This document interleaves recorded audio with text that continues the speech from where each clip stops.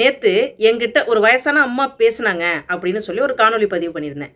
அந்த காணொளிக்கு கீழ நெறைய பேர் வந்து அந்த அம்மாவுக்காக நெறைய சப்போர்ட் குடுத்துருந்தீங்க. ரொம்ப நன்றி. ஒரு நல்ல தாயோட வளர்ப்பு எப்படி இருக்குன்னு தெரியுங்களா? மத்தவங்க மனச நோகடிக்காது. அத விட முக்கியம், புரியாம, தெரியாம சில தவறுகள செஞ்சுட்டு, எடுத்து சொல்லி புரிய வச்சதுக்கு அப்புறம், "மன்னிச்சுக்குங்க, நான் பண்ணது தப்பு" அப்படின்னு சொல்லி அந்த தாய்கிட்ட போய் மன்னிப்பு கேட்கறது. அந்த மன்னிப்பு கேட்ட விஷயம் நேத்து நைட்டே நடந்திருக்கு. தாயும் தன்னோட மகன சந்தோஷமா மன்னிச்சு ஏத்துக்கிட்டாங்க. அந்த மகன் என்கிட்ட பேசின ஒரு சின்ன ஆடியோ கிளிப்ப மட்டும் அக்கா, நான் எவ்வளவு பெரிய தப்பு பண்ணிட்டேன்னு எனக்கு நைட்டு தாக்கா புரிஞ்சுது. ரொம்ப நன்றிக்கா. நான் என் வாழ்க்கையிலே மறக்க மாட்டேக்கா.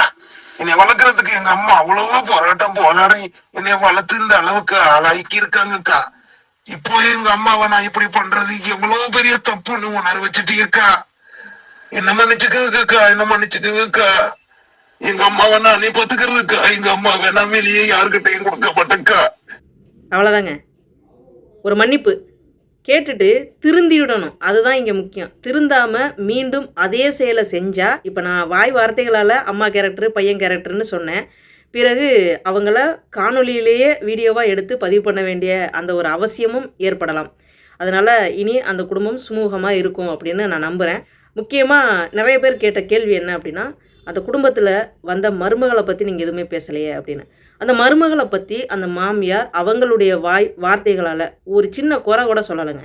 அப்படி சொல்லாம இருக்கிற பட்சத்துல அந்த மருமகள யூகிக்கிறதும், அவங்கள பத்தி நான் தப்பா பேசுறதும் ரொம்ப பெரிய தவறு. இத நீங்க புரிஞ்சுக்கணும். அந்த வீட்ல இருக்கிற அந்த மருமகள பத்தி சொல்லுங்க, பேசுங்க, என்னாச்சு? அவங்களால தானே இவ்வளதும் அப்படின்னா, அது நமக்கு தேவையில்ல. அந்த தாய் பேசுனாங்க, தன்னோட மகன குற்றம் சாட்டுனாங்க. மகன்கிட்ட நான் பேசினேன். மகன் புரிஞ்சுக்கிட்டு அந்த தாய்கிட்ட போய் மன்னிப்பு கேட்டு, தாய தான் வீட்ல தான் கூட்டிட்டு போய் வச்சிருக்காரு. அந்த தாய்க்கு தான் பெத்த பிள்ளைய விட்டுட்டு வெளியில போயிடணுங்கிறது 100% அவங்க மனசுல இருக்கிற ஐடியா கிடையாது. அவங்களுக்கு ஆறுதலா யாராவது வந்து பேசணும் அப்படின்னு எதிர்பார்த்தாங்க. பெறாத மகளா நான் போய் பேசினேன். அந்த ப்ராப்ளம் சால்வ் ஆயிடுச்சு. இந்த ப்ராப்ளம் சால்வ் ஆகுறதுக்கு நீங்க அத்தனை பேருமே இதுக்கு உறுதுணையா இருந்தீங்க. உங்க அத்தனை பேருக்கும் என்னுடைய நன்றிகள உங்க பாதங்கள்ல சமர்ப்பிக்கிறேன். இதில் ஒரு சில பேர் விதண்டா விதமா பதிவு பண்ணியிருந்தீங்க. உங்களுக்கு வாழ்த்துக்கள தெரிவிக்கிறேன். ஏன்னா, உங்க குடும்பத்துக்குள்ள இந்த மாரி பிரச்சனை நடக்கிறதுனால, அத நீங்க இப்படி தான் ஹேண்டில் பண்றீங்க அப்படிங்கிறத வெளிப்படையா கொண்டு வந்து பதிவு பண்ணதுனால, ஒரு தாய் மகனுக்கு இடையே புரிதல் இல்லாத அந்த ஒரு தருணத்த புரிதலா மாத்தி அவங்கள சேர்த்து வைத்த அந்த ஒரு சந்தோஷத்தோட இந்த காணொளிய நான் நிறைவு செய்றேன். மீண்டும் அடுத்த ஒரு நல்ல விஷயத்தோட உங்கள வந்து நான் சந்திக்கிறேன். நன்றிங்க.